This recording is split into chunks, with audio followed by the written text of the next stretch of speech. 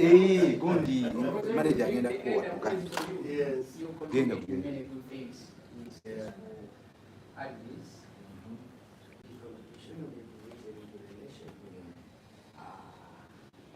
And the world has shared opinions.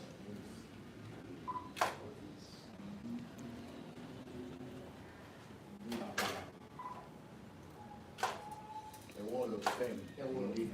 I agree. Yes, but it is 230 for principals. And then the rest for Economist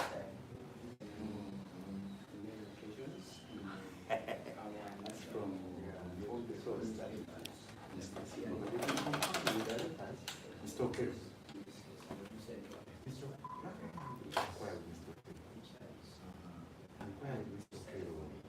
Confirm.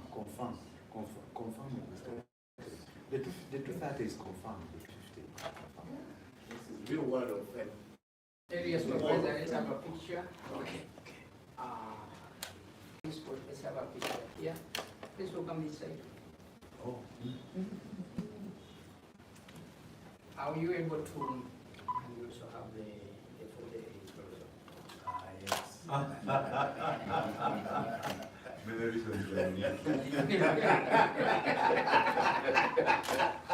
They are very. I read the 48 laws. Some are very interesting. Don't leave this place without every morning. I remind myself it's one. We are here so that we are able to. Let me see the one I remember more.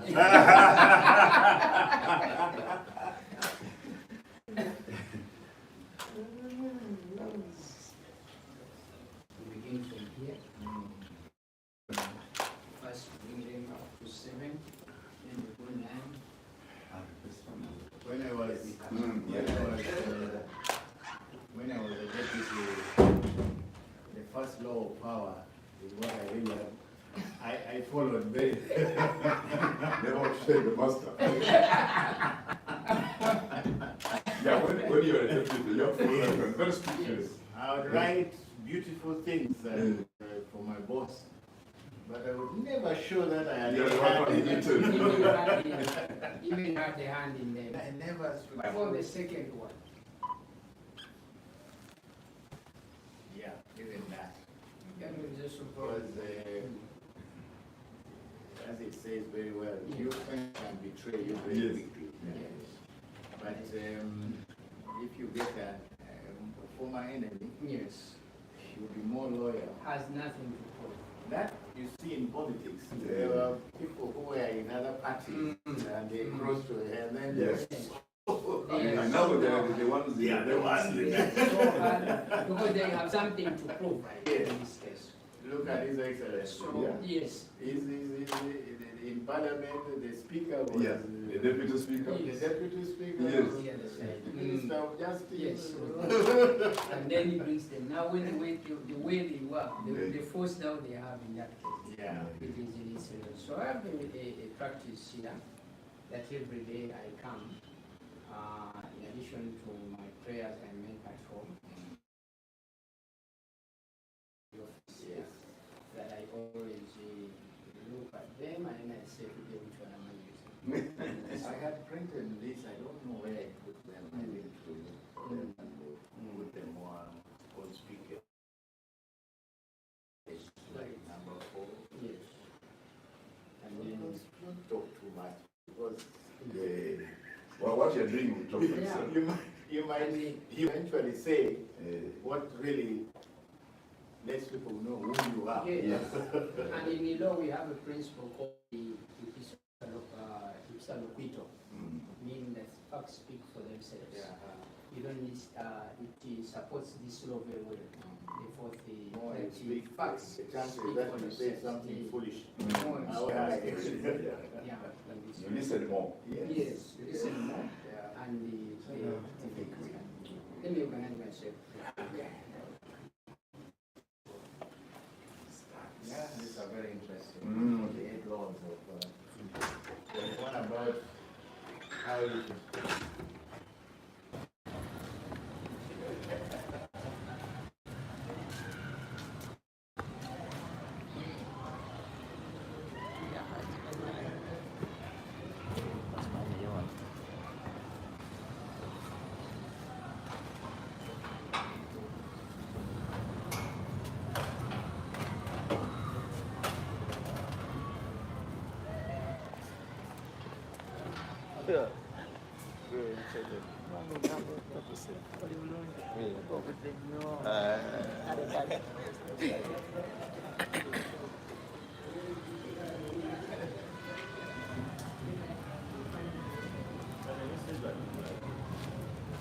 Nakomye mulaba wano.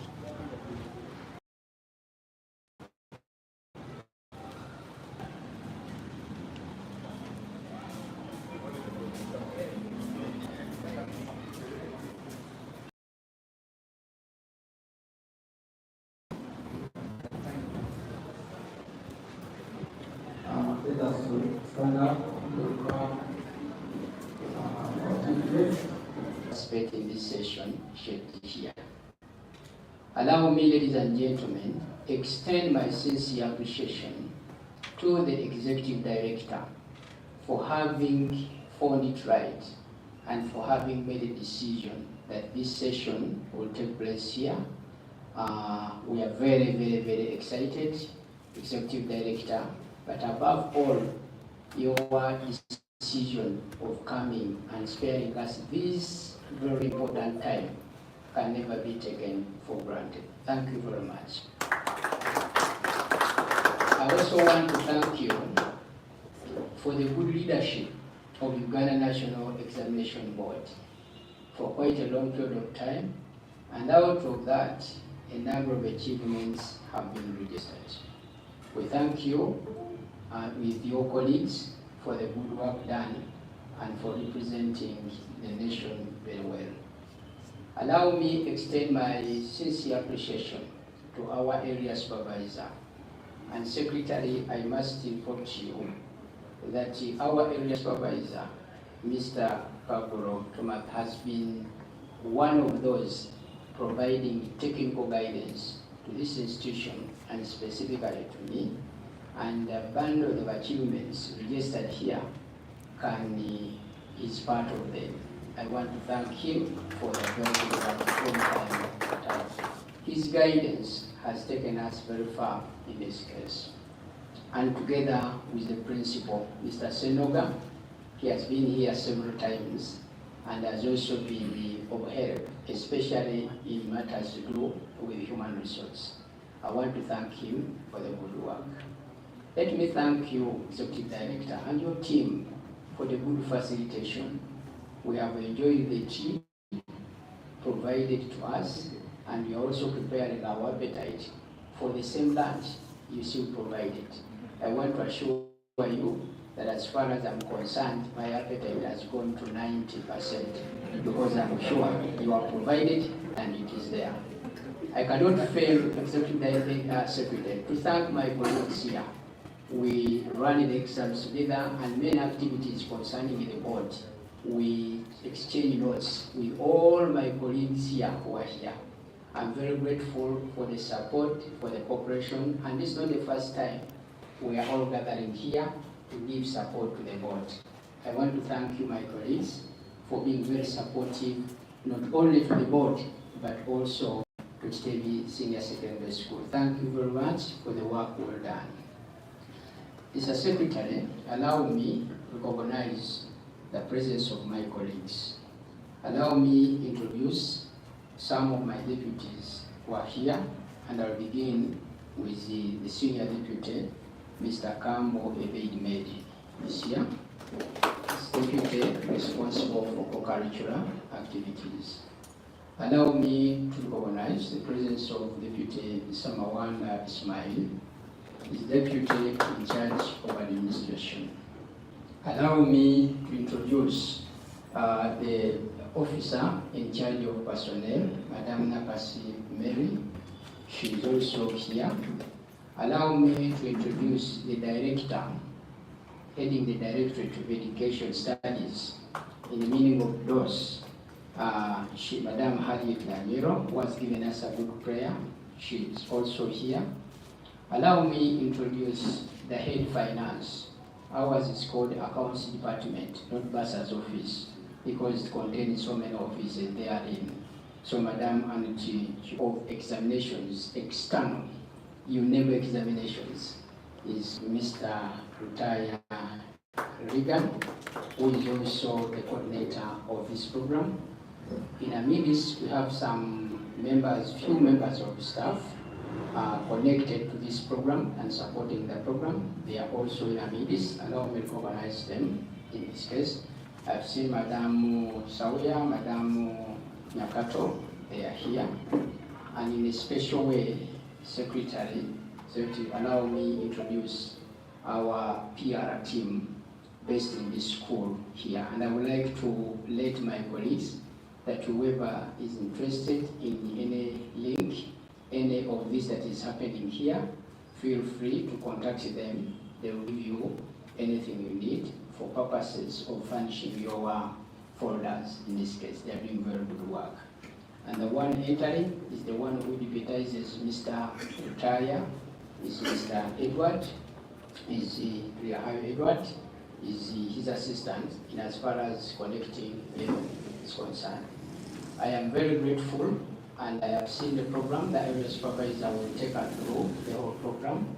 As far as I'm concerned, finally, the executive director and members of the board, I want to take this opportunity to thank you so much on behalf of the board for having entrusted this school with the responsibility of managing the activities of the board, especially the retooling of the trainees and also conducting the marking, this school being the marking center and managing the examinations on behalf of the board. We want to give our commitment to you that we shall remain committed and we shall provide services above ordinary to see that we can support the board, the nation, and the world at large. At this moment, allow me to stop here and wish you better and good deliberations. May the good Lord bless you. Thank you very much for this opportunity. Thank you. Before you leave, I request that you invite the area supervisor. I have been tasked with duty and I've gotten the courage to kindly invite my brother, the area supervisor, kindly accept to come and address the congregation. You are most welcome. And this microphone is for you.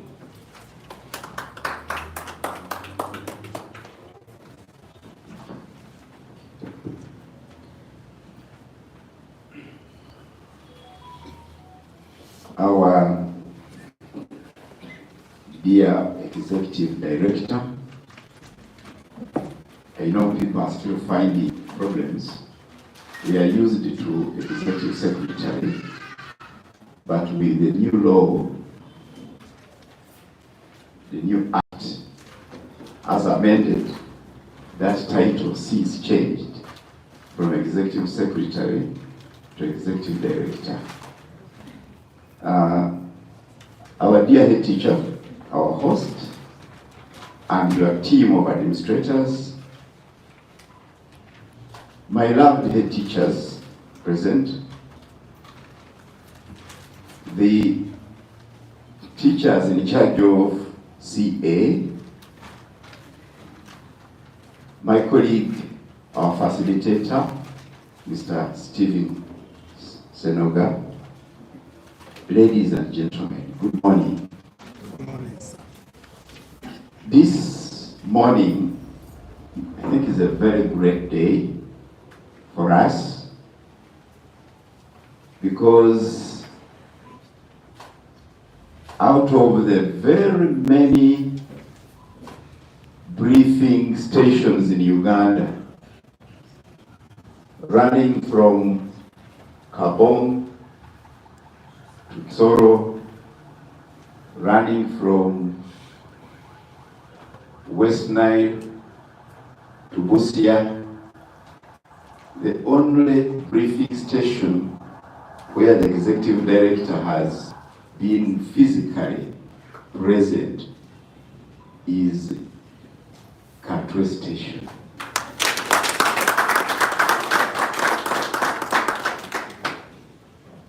Our dear Edie, that means a lot to us. Thank you for honoring our briefing here. We cannot take this for granted.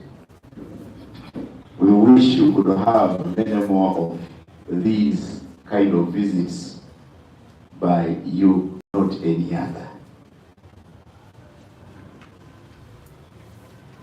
At home, many of us call him many words, many names. Well, sometimes you don't know. Some of us call you Papa, others call you their teacher. All of those names are in good faith because of the wonderful leadership that you have always offered to us. You have mentored us. You have heard our host head teacher praising the area supervisor. I don't know what the other head teachers are saying. Those skills are transmitted by osmosis to the people that you lead, and I'm one of them. So I want to thank you so much and welcome you to our station, Katwe. I would have expected a bigger hand clap.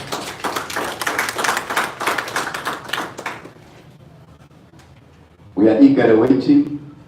I know you have a tanda for us. I don't know how many of you understand that word, entanda. Something that you have carried for us. We know, yes, you have come to listen to these presentations, but I'm sure there is a word that you're going to tell us, and a word from the elder is like dry meat. That is in my local language. We have that proverb, akagambo ko mukuru mukaro. A word from an elder is like dry meat. Anytime you pick and bite, and it is preservable. So, sir, we are waiting for that word. I would like to thank our host head teacher for allowing us to come and have this function here. And this is not the first time. I know every time I've requested you, you have allowed us to come here. And not simply simply allowing us, but the reception that you have always offered us is very welcoming. And don't just get tired of us. You're creating a problem for yourself because we shall keep coming. I want to thank your team. I know you don't work alone. My friend Regan and the deputies, when I call, immediately they are set in motion to do the needful. Thank you so, so much. I want to thank my participants who have managed to turn up, as you have always done. Although today, you know, now things are controlled by technology, and this technology is hosted. Most of these technologies are hosted in America. It looks like our watches were tampered with somewhere by Microsoft, and we were not able to come exactly at the time we agreed. Nevertheless, you are here. I'm happy to come. Next time, let us do better in terms of timekeeping. I felt a bit ashamed and worried when our chief guest, 9 prompt, was here. Like I was already here. Yeah, I was telling our hosted teacher that when it comes to timekeeping, the ED, once you say this time, will be there. And that's what I was expecting. And I kept on appealing to my teachers, please keep time. Our chief guest keeps time. And I think you have testified. But I think we should do better next time. You know, time is a resource many of us don't value so much. and yet it is one of the most important resources that we have. And when we come late, we waste time for others because we have to wait for you. And that's what we have been doing. We have lost already an hour. Some people have been asking, you are hearing rumors. Kagoro Thomas, your area supervisor, is a senior citizen. I formerly retired from UNEB in terms of doing my normal day-to-day duties. You know, people are fond of, they keep passing me words. So I want just to make the record very clear. But I'm still the area supervisor.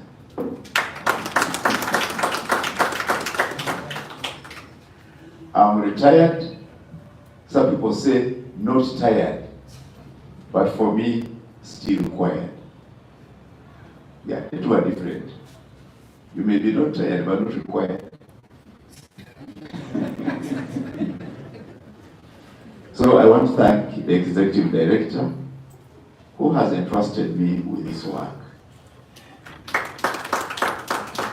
You can't take it for granted. You would have said, now that you have retired, I think the work of the area supervisor, we are giving it to another person. But at least, as of today, I still know I'm the area supervisor. I want to thank you so much, sir, for that confidence you have put in me. Today, our main reason we are here is to listen to researches that have been conducted since we last met here. You remember we had our last dissemination in this same place. Now there is another set of researches that have been conducted which would like to bring to your table. These researches are in the area of continuous assessment, an area which we know in the new curriculum is very, very important. And there are many things that we would like to know and learn in the new curriculum about continuous assessment. So we'd like to use this time to interact and share a lot about continuous assessment. We are aware you are going through very many experiences as far as continuous assessment is concerned. So this is the time to share with us, depending on what findings you will be presented. I expect maximum participation, and we need to really put our heart in what is going to be presented. We are already late. I wouldn't want to waste any more time. The director of programs did not tell me that I'm supposed to invite the ED. Please, you are supposed. Oh. Let me take this singular opportunity and honor to invite our executive director and chief guest to talk to the participants here present. You're welcome, sir.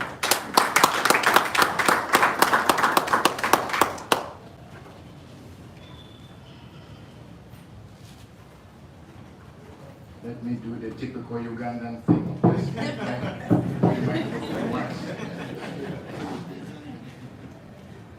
The head teacher, Kitebi Secondary School, and your team, our area supervisor, Mr. Thomas Kagoro, our presenter, Mr. Stephen Senoga, the Principal Administrative Officer at Uganda National Examinations Board. My dear colleagues, good morning. Good morning, sir. My role here was actually just to come and observe. they told me when they were sending me that please go and monitor. So what I know about monitoring, I'll look around, make observations, record, and perhaps eventually come up with my own recommendations. I asked my good friend to give me a chair at the back, and he said he had actually done that, but when I came here, I was being led to this seat rather than at the back where I wanted to sit. And also I hear my brother Kagoro, your area supervisor, saying I must have come with Entanda. As a monitor, I would have no time to distribute the Entanda if I had come with any, so I have not come with any Entanda. However, allow me to say one or two things. First of all, to thank you, head teachers, your deputies, and all the other officers we work with that handle examinations under this station of Katwe. When we set up a station at Katwe, those of you who have been around for some time, I see some very familiar faces that I have met over the years. We used to have one station at the Crested Towers. Then we started devolution slowly because of the increasing numbers of examination centers and the need to take services closer to the people, as government says. So we set up Katwe Station. It was a difficult station. As head of secondary school examinations at the time, Katwe was one of my worries. During exam time, Katwe was one of my worries. And what worries me, or worries us most, is of course examination malpractice. So, Katwe was a worry. But I want to observe that we have come from far. And now, Katwe is no longer one of my worries.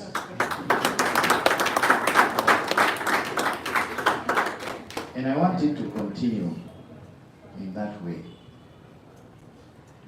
And I want to believe that it is possible. Because once we have done our best, we have trained, we have taught, we have instructed, we have mentored our candidates, it is time for us to allow them to show what it is that they know and what they can do. If you look at our mission statement as Uganda National Examinations Board, we want to conduct exams that are valid and reliable. In other words, when we issue a certificate, because we are also saying our certificates should be internationally recognized.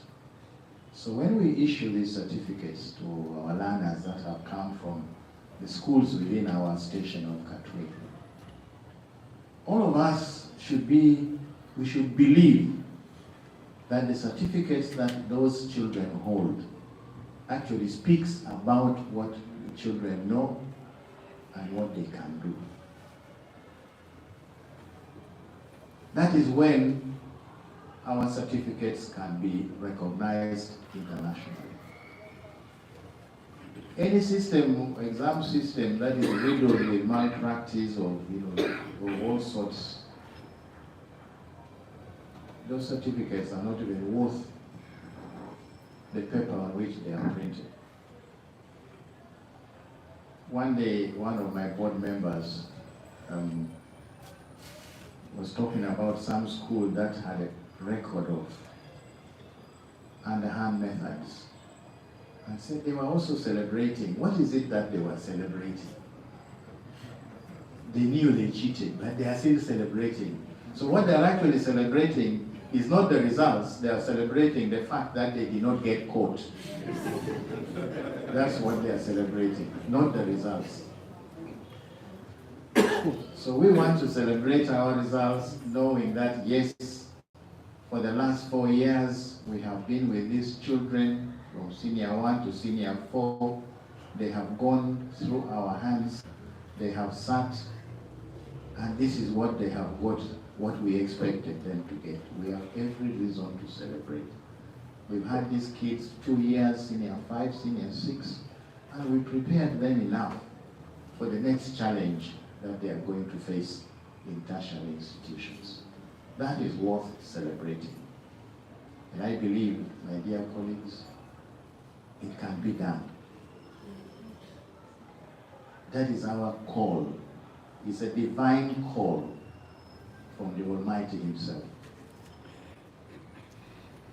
Somewhere in the Bible, it says that teachers, we teachers, are going to be judged much more harshly than other people in other professions.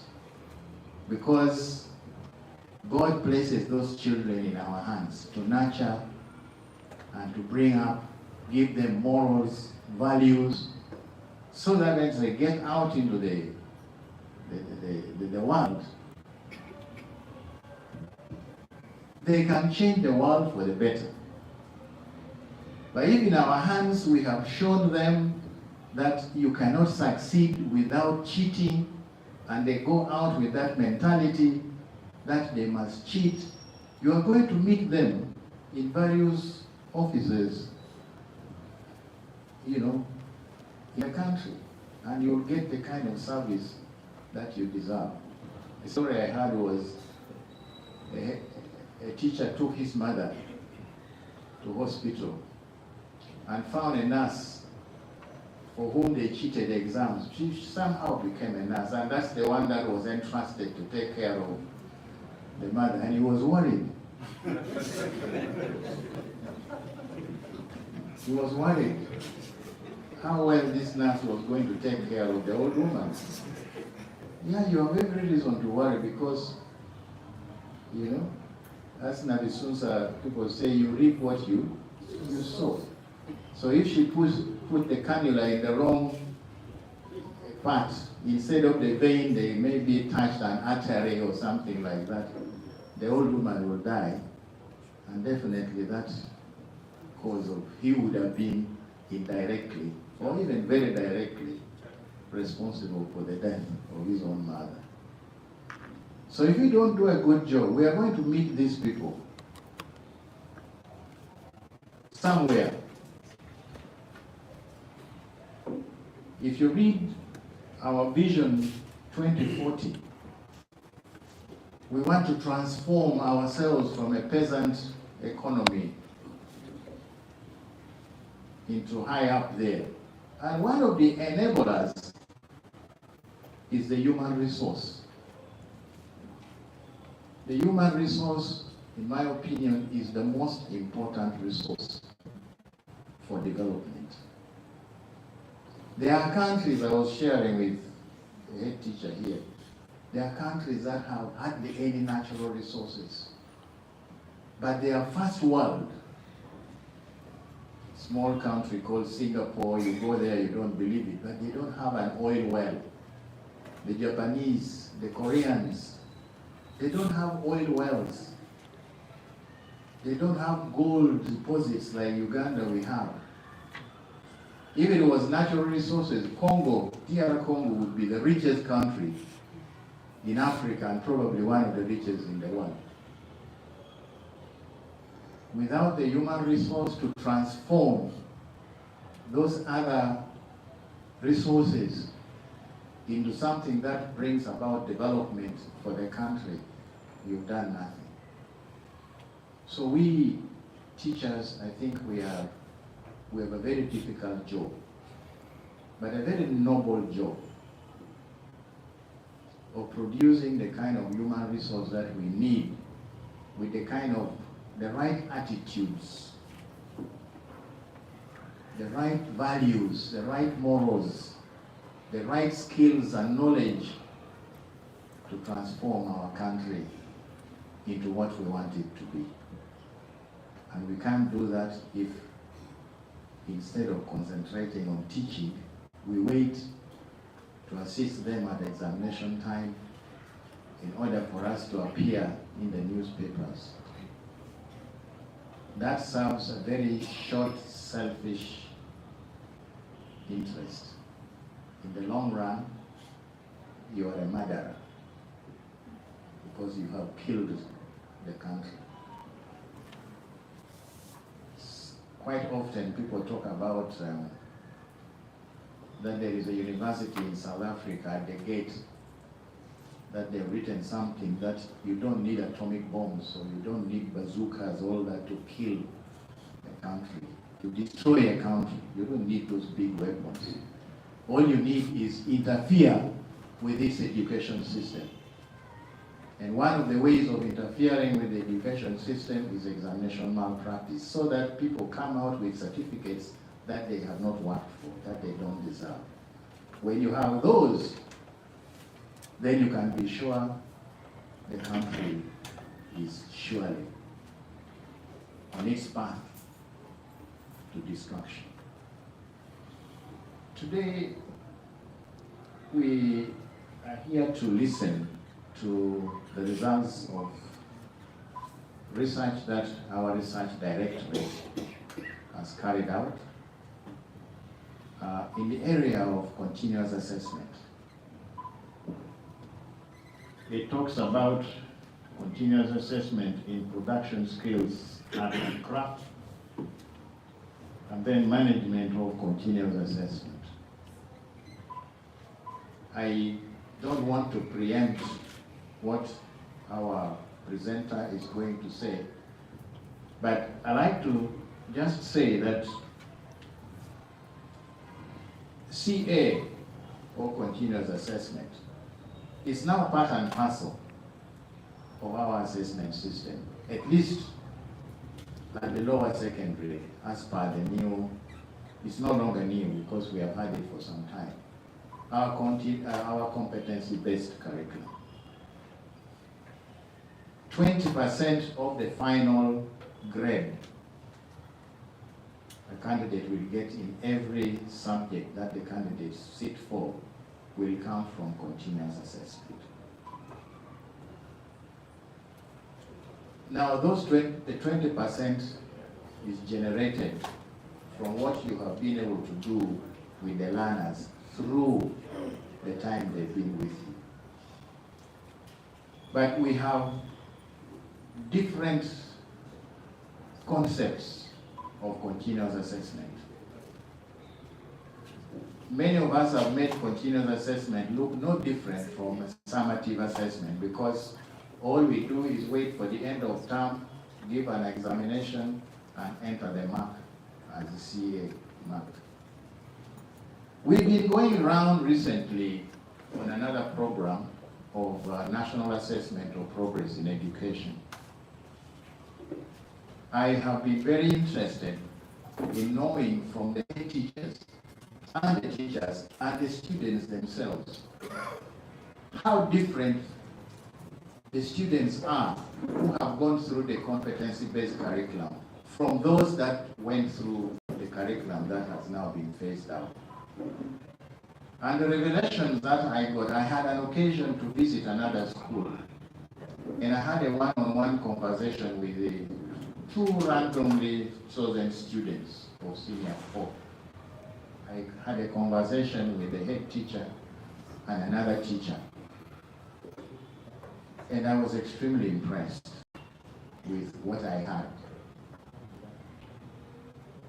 On Sunday after church, we had a function at the church, and one of the schools in the area where I live, the school choir came to sing. And so after church, I was greeting some other parishioners, and the children came, they saw me, they recognized me, so two also came, and then within a short time, I was surrounded by, they were S5s, they brought S5 students. So I was conversing with them, trying to find out from them. And indeed, hearing from the learners themselves, I was impressed that if this competency-based curriculum is properly handled, we are going to produce children who know what to do.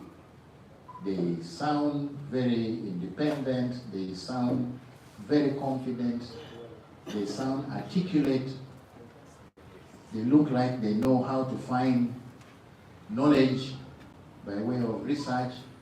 And these are the things that happen in other countries. I had the privilege to accompany the Permanent Secretary, Ministry of Education and Sports, to Singapore when this competency-based curriculum was in the kitchen.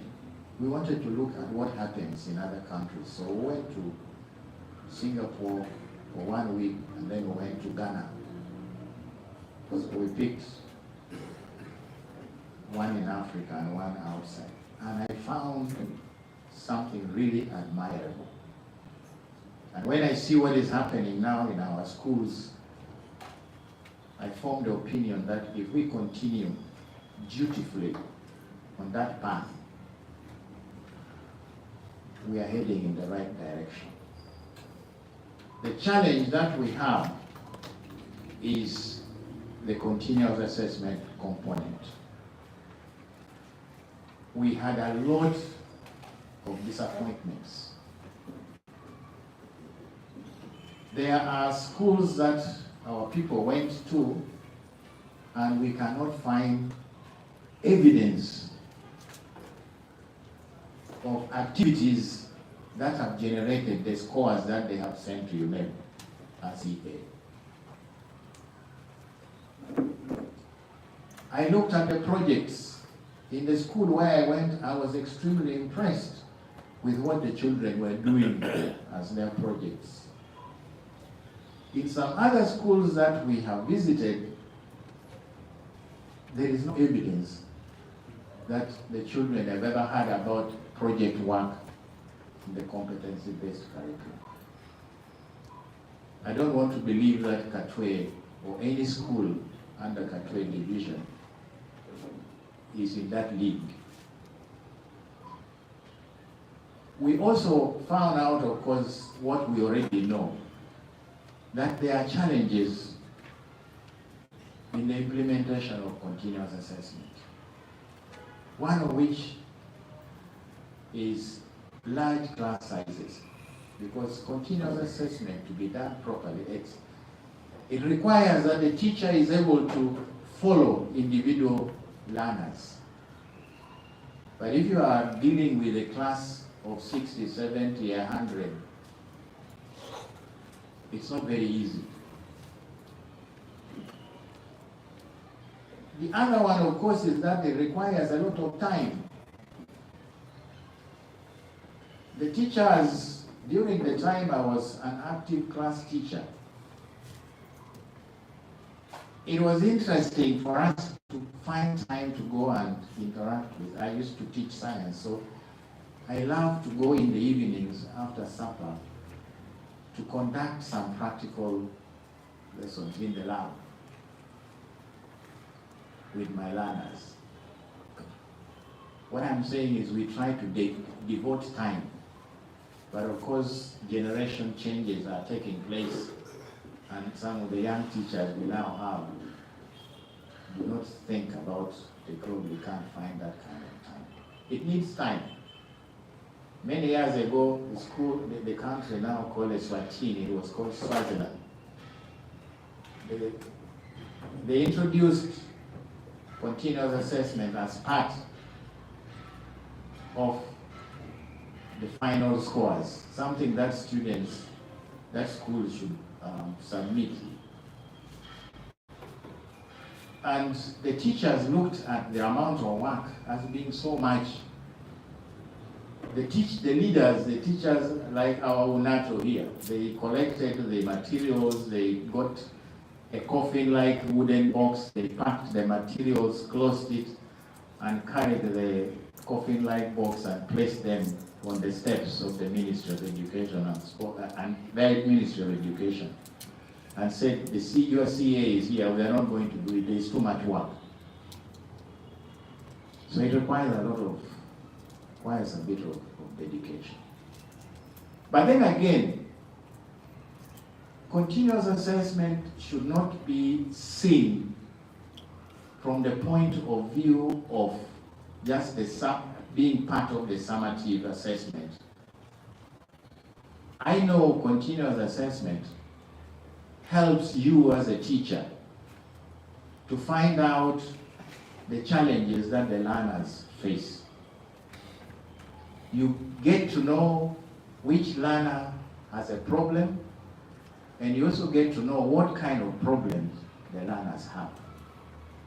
So two things: which learners are having challenges overall, and what are those areas where the learners are having challenges. Then you can go back to the drawing board as a teacher to design a way of assisting those learners that require help, and also design a method of dealing with that concept that learners are finding difficult. In this particular case, the teacher is now more like a facilitator in the teaching learning process, while the children are at the very center of the process. So we are asking them to do more and more work by themselves while we facilitate. So the CA should be able to help us to know, as we facilitate the learning, what is the area that I need to concentrate on to help my learners learn better. So we should not look at continuous assessment purely from the point of view that it adds 20%. And therefore, whatever we send to UNEB should be what helps us to get the A or the B or the grade. Because that will not have helped. It should be that, yes, this helps us to improve on our facilitation of the teaching learning process in our schools. That is the essence of continuous assessment. In some countries, there is very little emphasis on terminal exams. I was participating in a training program that the government of Germany had organized for 10 countries in Eastern and Central Africa and Southern Africa. So part of our engagement was to visit Germany and look at what was happening in the schools. So we visited one typical USE school, if I may call it that, in Berlin, part of what used to be East Germany before the reunification. And we were able to sit in the class, watch the interaction between the teacher and the learners, and later on speak to the children, hear from them what were their ambitions. And we found terminal examinations like what UNEB suffers to administer were hardly there. Holland, many of those Scandinavian countries, end of, cycle terminal exams were hardly there, It's just what the teachers do with their learners, that learners move from one place to another based specifically on what has happened in the school. And the reports written by the teachers are respected.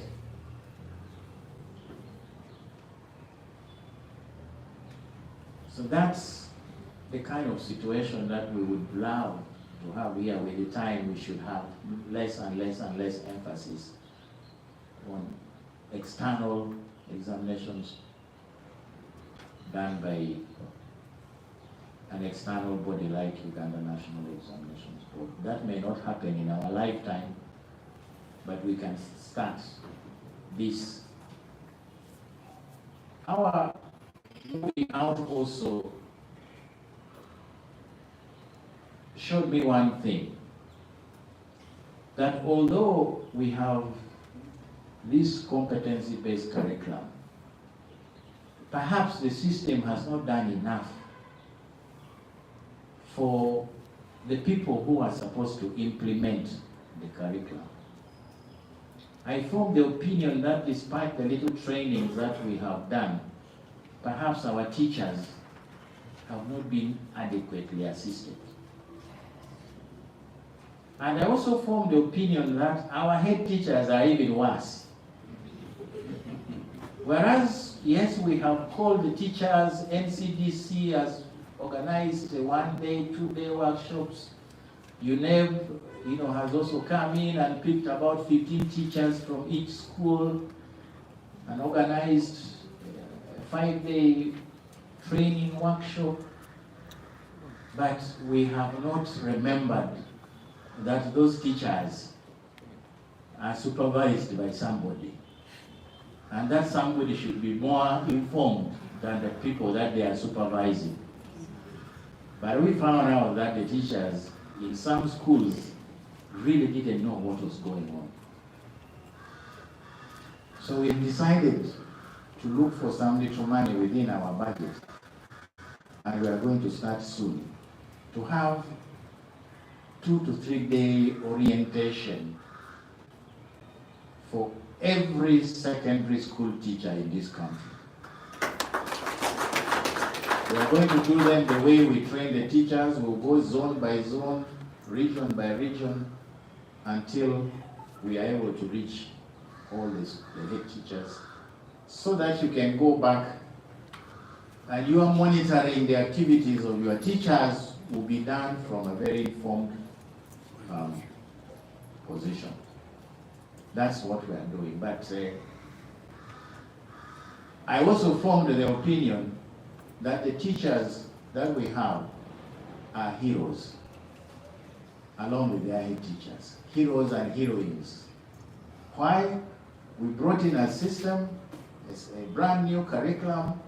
We didn't do much with them, but somehow it's like we threw them from the deep end of the swimming pool, when knowing very well they didn't know how to swim.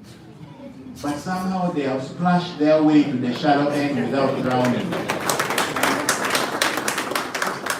So that's a fantastic achievement for which we must celebrate you.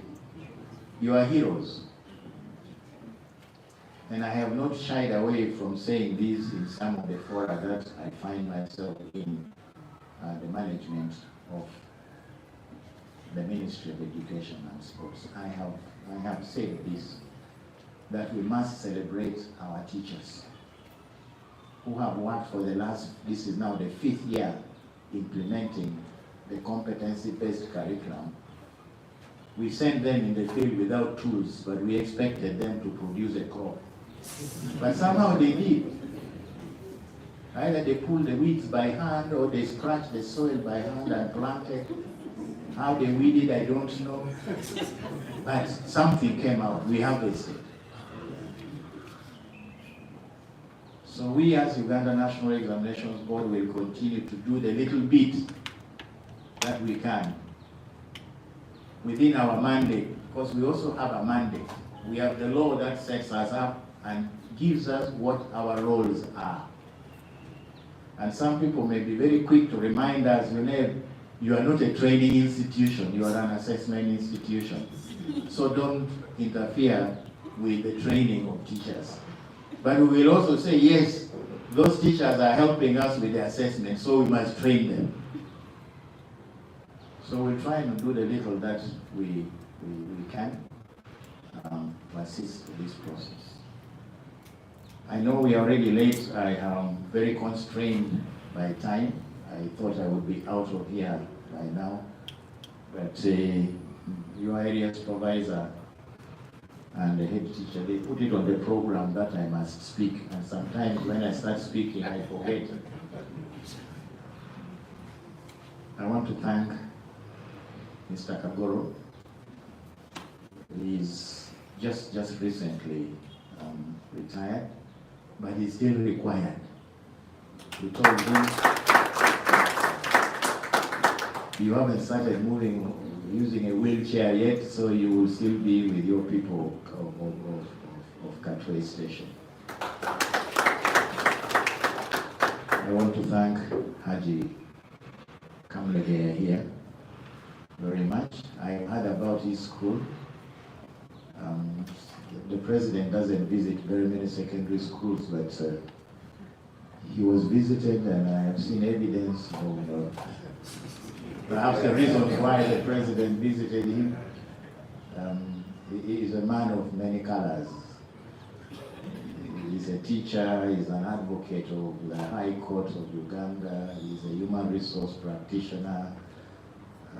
He calls himself a team leader, doesn't want to be called head teacher, he wants to be called a team leader. I think we are all team leaders. Perhaps we can pick something, we share and we can pick something from him. So thank you so much for making Kitebi Secondary School available for us whenever we need to gather together like we have today. So on behalf of the board, accept my appreciation for that.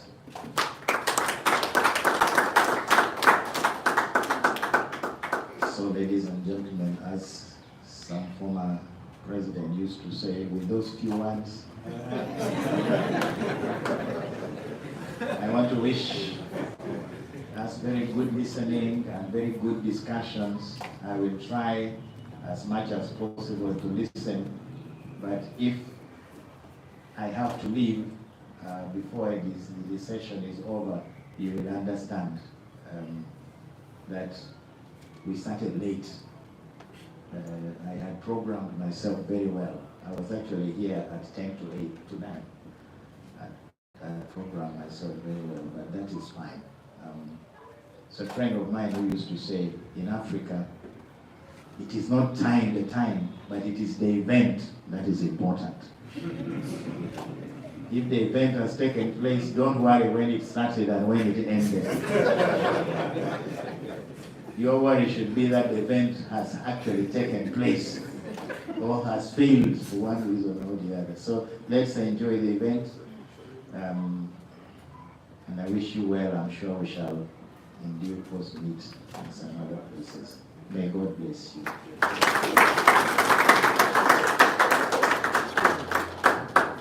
Thank you very much, the Executive Director.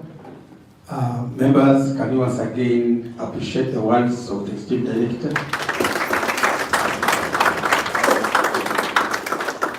And once again, can you join hands and appreciate the words of the area supervisor, the team leader? Thank you very much. I know head teachers are not used to clapping hands. Instead, they used to be clapped for, but now. So that's it. Let us move by the program. And at this time, I want to welcome Mr. Senoga to give his first presentation. Sir, you're welcome. I think you can use mine. Thank you so much, Mr. Mawanda, our Director of Programs. Out of protocol, because of protocol, I want to recognize our Papa, Executive Director of UNEB, of Uganda National Examinations Board. Thank you for coming, sir. Why not a round of applause? I feel good when we clap for our Papa. I want to recognize our dear area supervisor, Mr. Tom Kagoro, very recently senior citizen. You're most welcome, sir. And of course, our unique team leader. Indeed, he's a team leader. We've seen a lot here.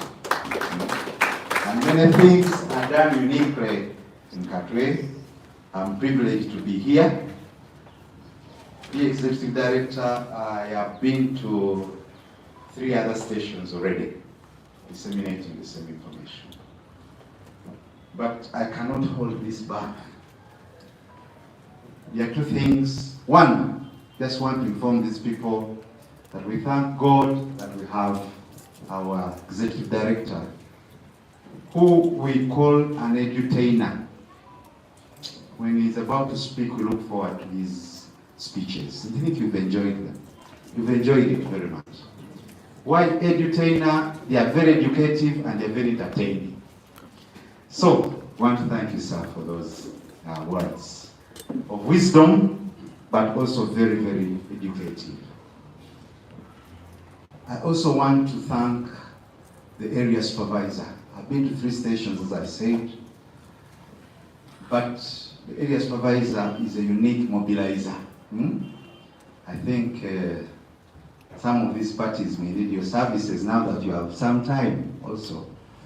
They're very good at mobilizing people. In many of these stations, actually Kampala stations where I've been are the biggest stations, but in many of them we registered a quarter, at most a third of the expected participants. But here we are in Katwe with almost 100%. Thank you so much for the mobilization skills. As a facilitator, I'm really happy that that has happened. Thank God that He has enabled us to be here. We shall straight away, in the interest of time, go to the gist of the matter. However, because of the time, like the ED has correctly noted, we are late, and according to the program, we've been given 1 hour. There are reasons why the people who drafted the program gave us an hour. We shall try to stick to that, but it's not easy. So, we are disseminating research findings, isn't it? But research findings have introductions. However, we are not going to have a lecture on research. That's clear. So we shall summarize the work of the researcher, and in this very case, we are also privileged. There are many privileges today. The researcher is with us, Mr. Tom Kaboro, your area supervisor. He's an expert researcher, and he has been doing that work for so many years in UNEB. We are privileged. I'm going to try my best to represent what his intentions were in this research as much as possible. But the other privilege we have is that he will come in at an opportune time, okay, to enrich and even expound more on this research. As a presenter, as a facilitator, as a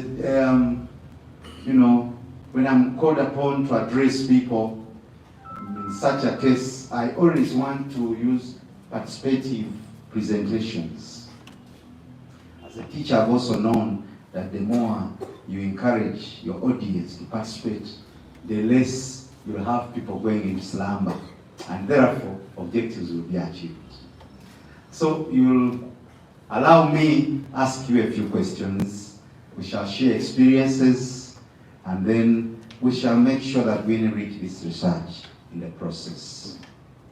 May I know, we've been talking about continuous assessment. Our ED has spoken very well about continuous assessment, but do we know exactly what it is, all of us? Can somebody just quickly tell us what continuous assessment is? You know, you can always be unknown what continuous assessment is. Can somebody tell us? Just very briefly, without taking a lot of time. By the way, sometimes we fear to respond like this. But can we know answer from an adult is correct? I'm clearing beyond that one. I'm clearing beyond that one. Feel free to tell us. That's just our beginning point, ladies and gentlemen. I just want us to assessment. Somebody tell us. Just mention something. Seasoned ladies.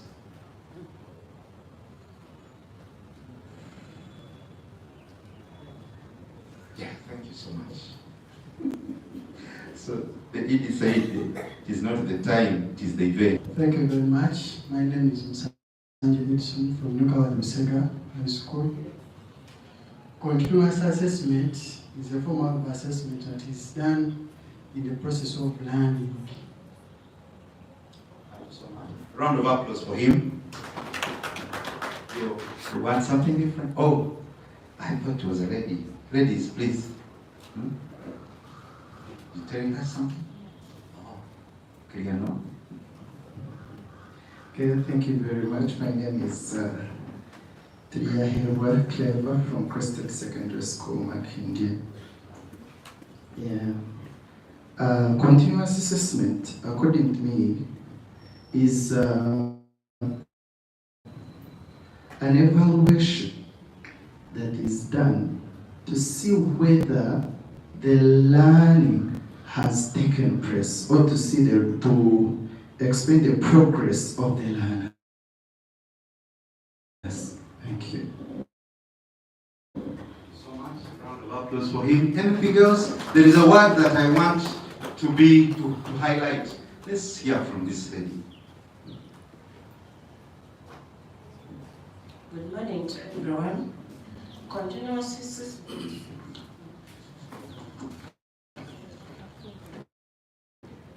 Continuous assessment simply means evaluating the learner through the teaching and learning process, rather than relying on a regular We are doing assessments at every end of what? Do it at every end of topic. In other words, it is formative, isn't it? So that gives us the background for our presentation. We shall also mention, we shall go to the background. There are two statements there I want to pick. Let's go there. I think it's some bullet number something. The 1992 white paper, to skills of integrated, as you saw the topic, integrated production skills into fast. The key question, however, is whether continuous assessment or procedures schools follow, the competences of teachers and learners have to benefit from the learners, have to benefit from the CA outcomes, and how the results actually, later on we shall see the result scores, were used. Okay? The findings shall improve the way the first objective was to analyze the procedures used to conduct students' continuous assessment in IPS arts and craft at lower secondary school level in Uganda. Second bullet, the other objective is to establish the extent to which the teachers have the necessary competences and support necessary to handle continuous assessment in IPS art and craft. To establish how the IPS art and craft continuous assessment results are used for teaching learning purposes at the lower secondary school level in Uganda.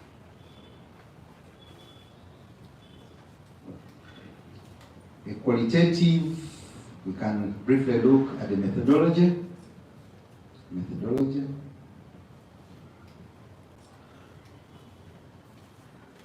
First of all, the researcher used a descriptive evaluation research design to gather information, and also qualitative methodology of data collection was used. You know that those of us who have done research, we have a qualitative and a quantitative approach to the research. Sampling techniques.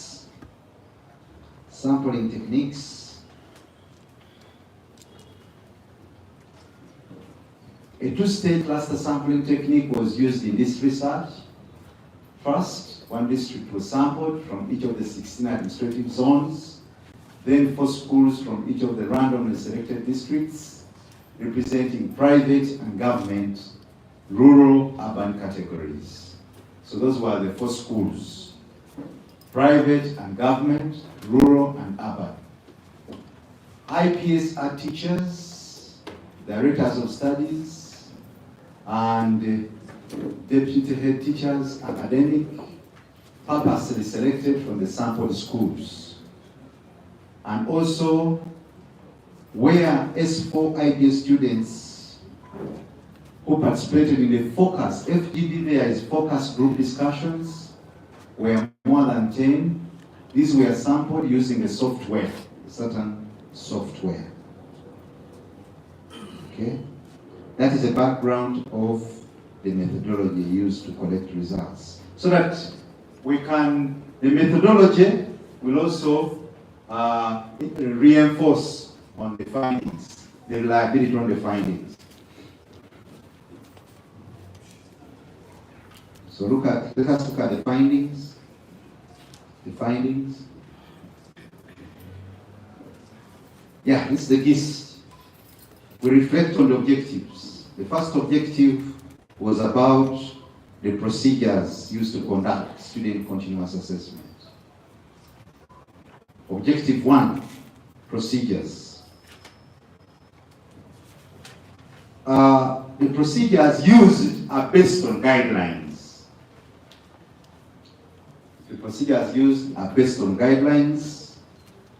Can somebody tell us some of the guidelines? Preferably those at the back. We want you to be more active also. What guidelines are you using in continuous assessment to conduct? Some procedures in the guidelines. Some guidelines, some contributions of the guidelines.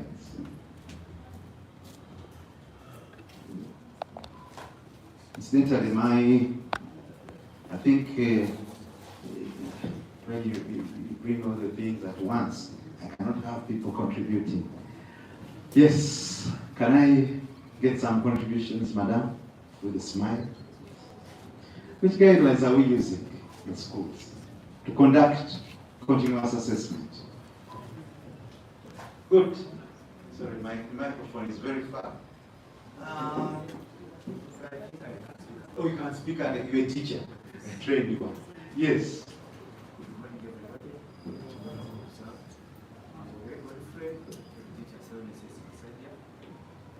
Among others, we use checklists. Checklists? Which kind of checklists?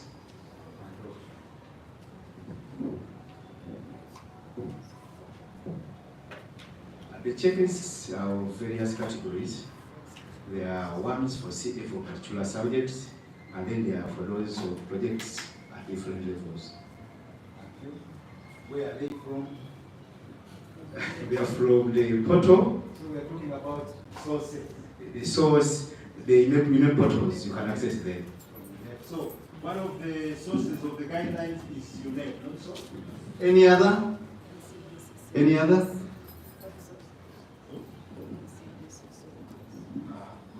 Good morning, ladies and gentlemen. Another guideline is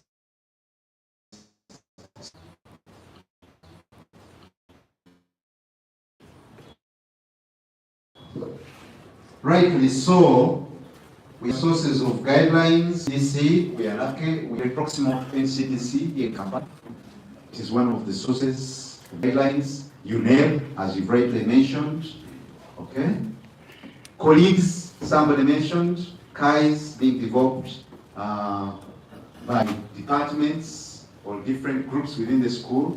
Which may not, I don't know, is it access our portal? Is a problem? How will they get the sources? And then I'm also imagining the school, it is very far, cannot access easily NCPC on the way NCPC officials go to their district. Colleagues are a source of guidelines. Okay? Then, what about this? Directorate of Education Standards is Isn't it one of the sources? Yeah, I should have mentioned earlier. Okay, so those are sources of our guidelines. However, what does this imply? That the sources were varying, isn't it? You can imagine if we are basing on colleagues, we meet and then we set our guidelines. Definitely those sources or that the outcome of that may not be the same in every school. So that was the implication, and it had its own dire effects. So the researcher says the implication here, this implies that schools did not have uniform guidelines, and therefore standardization of continuous assessment, also known as CA, was being handled. The way it was being handled could not be attained. Standardization, I think it's there. You cannot have a standard way of implementing this CA when you have different guidelines. Isn't it? That was one thing that was noted by the researcher. This is likely to affect the assessment outputs in various schools. Okay? And of course, these are things we have to work on also as an assessment body. And I know that a lot of efforts are being made in that direction, because we need standardization. This is a national assessment body. Okay? Again, the researcher continues. Let us look at the compliance with the guidelines. You can see 46% have approvals procedures, 46% meaning less than 50%, isn't it? Have approvals procedures in place for management of CA to ensure CA activities are properly done, so less than 50%. Again, back to standardization. Only 46% seek approval of the procedures the way we are implementing our CA. 31% of CA records are handled by teachers without any formal approval process, and they're just simply submitted that way to the assessment body. 31% only. Where is the 69%? 22% display scores for learners to verify their scores before submission to higher authorities. Only 22%. We had a hot discussion yesterday, somewhere. We're wondering, what's wrong with the 78%?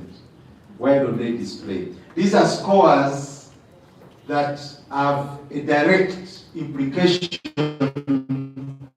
on the students' levels of achievement, finally, at the end of cycle. Isn't it?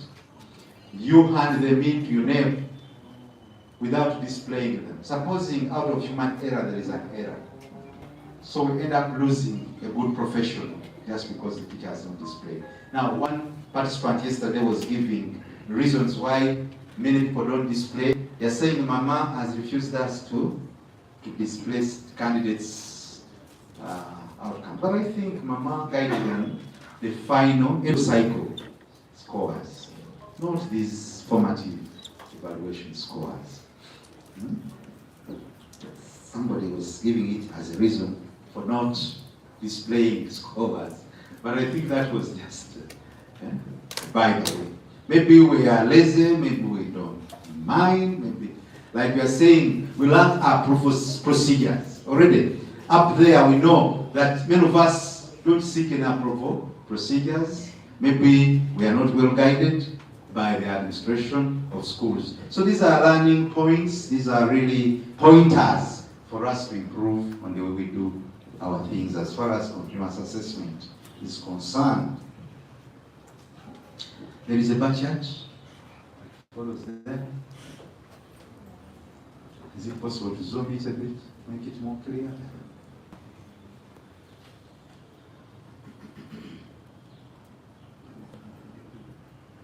Now, again, it is about procedures used to conduct students' continuous assessment. Okay. Generation of items. Somebody spoke about KAI, which is continuous assessment item. Okay. That when we produce those items, we allow others to proofread. The problem now, we are not seeing how many down there. How many are allowing?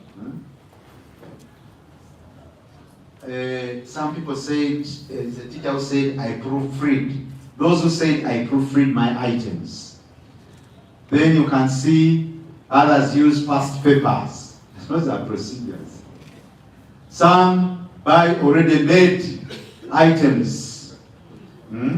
I've seen an organization in my area there, I stay towards Gayaza. I've seen some examination body there. I don't know when it was registered. I don't know who moderated it, but it is there. So some buy already made items. Some people moderate their items. How many people moderate? Okay, according to the researcher, we have at least towards 17% or 18% who moderate. Some see it as a department, somebody mentioned it, and quite a big percentage are sitting as a department, though still below 50%, as you can see. Some sit alone and do their work.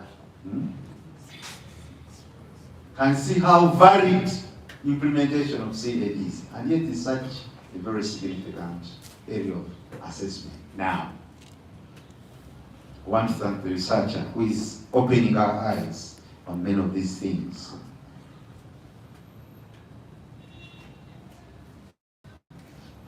Let's look at objective number 2. Objective number 2 was about competences of teachers. Competences of teachers.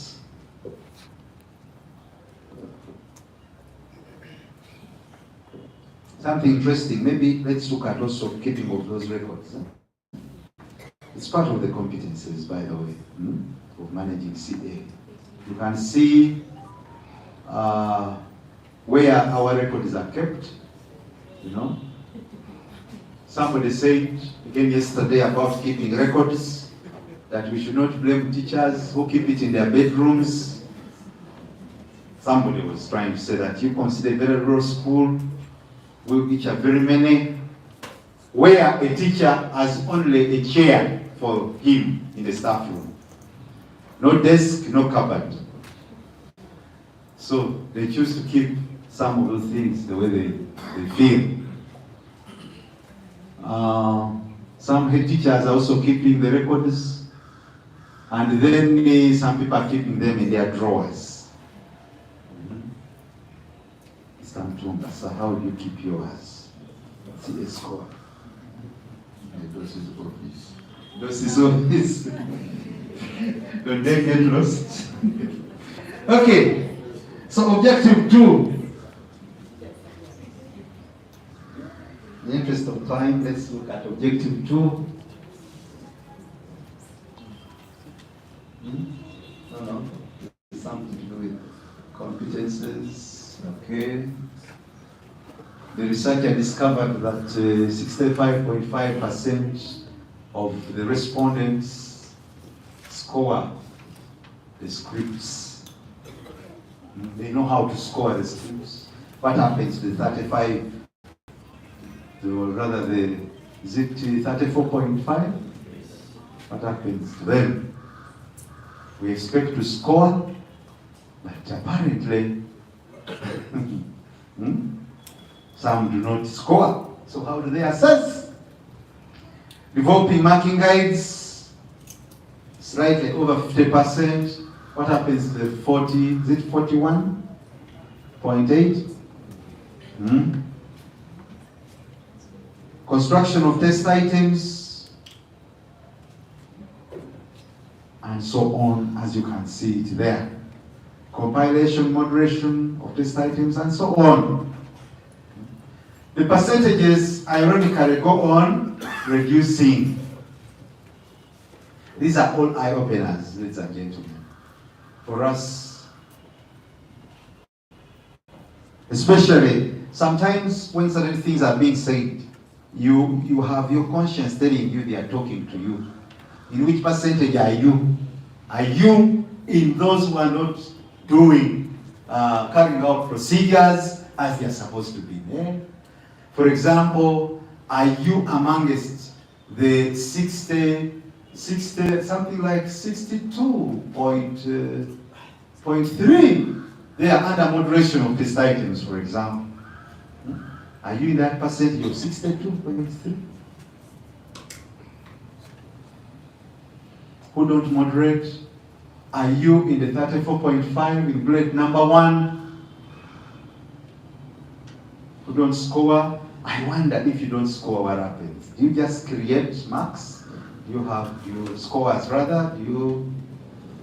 What do you do? And yet you have produced scores. Huh?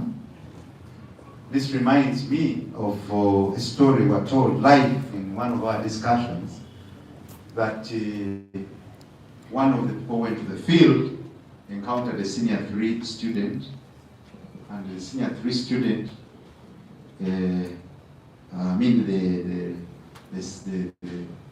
visitor or the participant, interacted with this, created a social interaction, and said, you were in which class? Mentioned the name, of course, and the class said senior 3. He said, which project are you doing?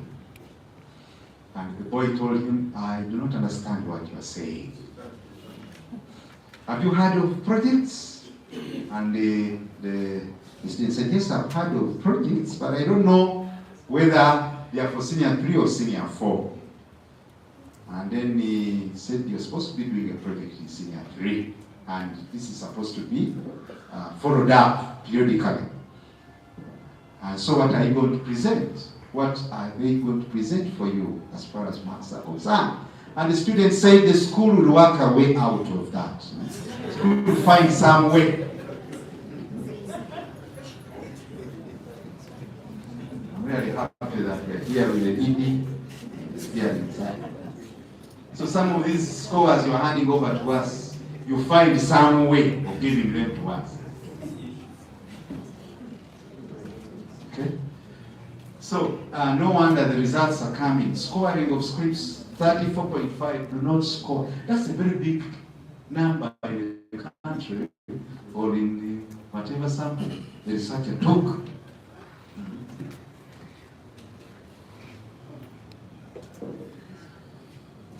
Objective 3, how are the scores handled? Okay. How the results of the scores are used for the teaching learning process, purposes. Maybe here once again, I just want to know how, before we go there, sir. Wait, Anna. How do we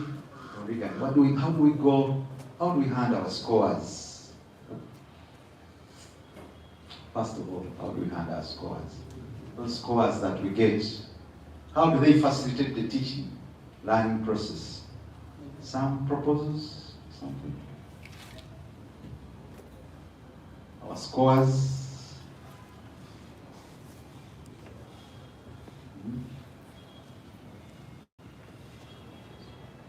Have we heard of activities of integration? So you administer them, isn't it? And then finally,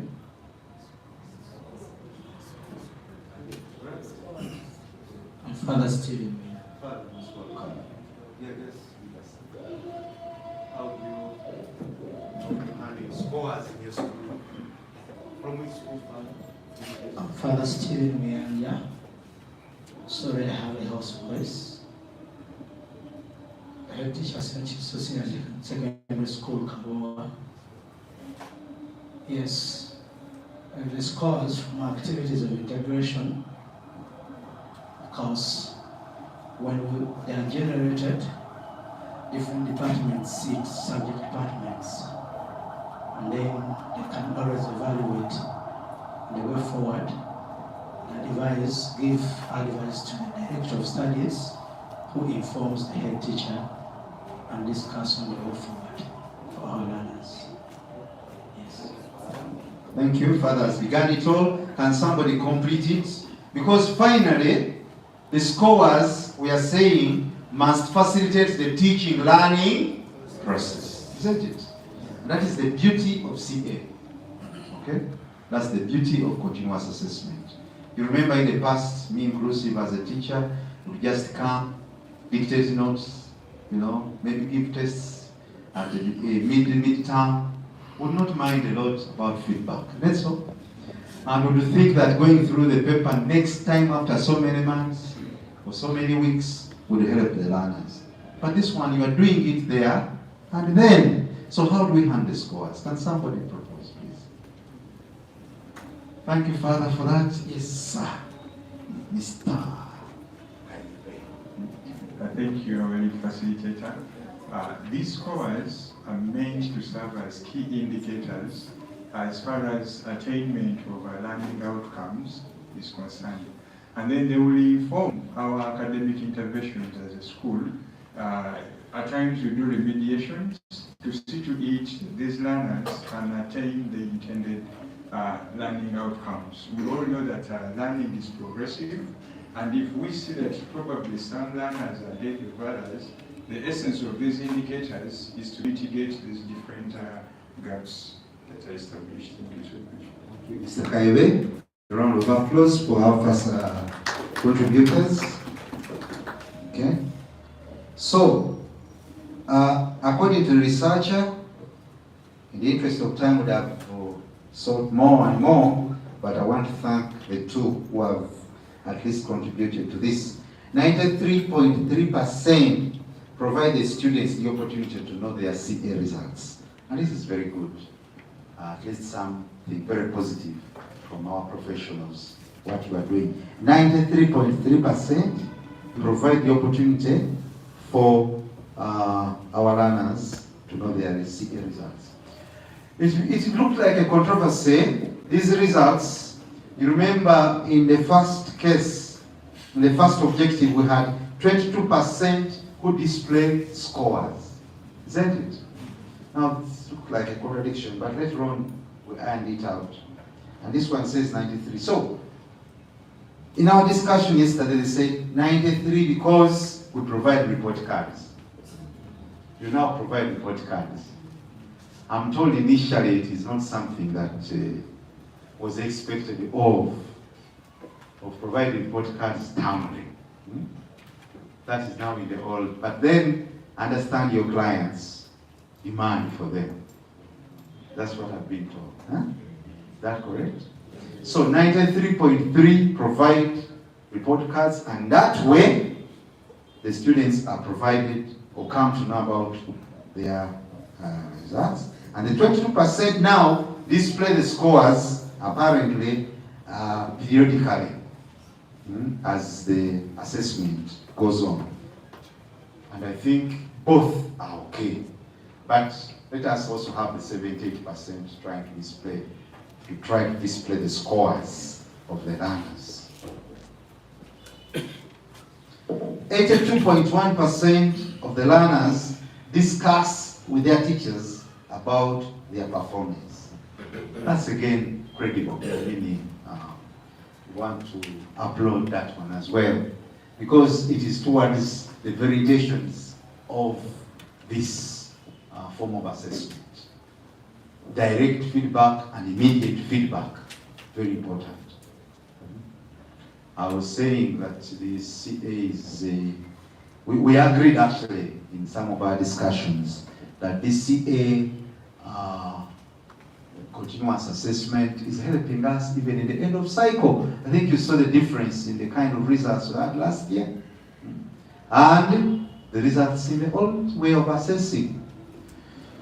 The students progressively learn on what to do, and at the end of cycle they have better results. Are you saying something about that, sir? It is you, sir. You have something to say? Okay. So, 82.1% of the learners discuss with their teachers about their performance. views of students on the value of CA, and a focus group discussion. We had these views from the students. As you can see, our teachers are able to adjust accordingly because they already know the kind of students they have. It brings us closer to our teachers and it becomes easier to interact with them. Okay? As the professional teachers, we're supposed to keep professional interactions with our students. It has enabled us to interact freely with our teachers, and we are now able to be creative and innovative. That one was mentioned by the ED. The school has provided mentors for the students to follow upon their strong and weak points. Oh, good. That is very good. Finance students can effectively engage in the school business, like designing signposts, making mingling sticks, and school badges. Good. These are some of the ultimate benefits of the project work, isn't it? Okay? So, conclusions. The procedures being followed in CA for IPS, art, and crafts vary from school to school. We've just discovered the findings, how it was varying because of the varying sources of what? Guidelines to implement. The teachers of IPS, art, and craft have the basic assessment skills, which, however, need to be updated on a more regular basis. Okay? The CA results from IPS, art, and craft are used to enhance the teaching, learning process. Okay? Recommendations as we wind up on this research. We're going to give out this abridged version of this research. So I'll focus mainly on what we are expected as UNEB and schools. As you can see, schools should implement approval mechanisms and should verify CA results. One of the ways of verifying is display and the feedback to students, isn't it? We verify those results because, as we said, maybe it is not come to our mind, these results have a direct implication on the final levels of achievement of our learners at national level. So we need to discuss these results with them and verify them. UNEB should intensify monitoring of CA activities and training and sensitization seminars, which fortunately the ED has mentioned as part of our plans to do. Okay? Ladies and gentlemen, I want to thank you so much for the contributions and the kind listening. Thank you so much.